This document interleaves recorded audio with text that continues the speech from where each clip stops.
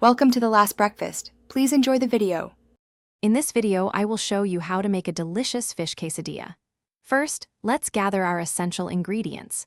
You'll need about 1 pound of your favorite white fish, like cod or tilapia, along with 8-inch flour tortillas and a cup of shredded Monterey Jack cheese. Don't forget to chop up some colorful vegetables and have your preferred cooking oil and seasonings on hand. A good salsa is also key for serving. Now, let's cook our fish. Pat your fish fillets dry and season them well with salt, pepper, and perhaps some chili powder or cumin. Heat a skillet over medium heat with about 1 tablespoon of olive oil.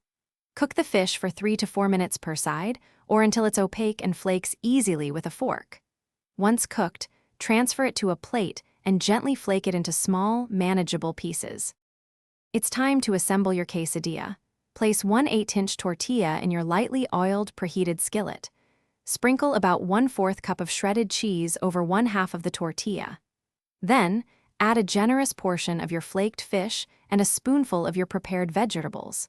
Fold the empty half of the tortilla over the filling, pressing down gently with a spatula to help it stick together. To finish, cook your quesadilla for about 2 to 3 minutes per side, or until both sides are beautifully golden brown and crispy. Make sure the cheese inside is completely melted and gooey, holding all the delicious fillings together. Once done, carefully remove it from the pan, slice it into wedges, and serve immediately. It's fantastic with a dollop of sour cream, fresh guacamole, or a zesty salsa. Thanks for watching. If this was helpful, leave a like and consider subscribing. See you next time.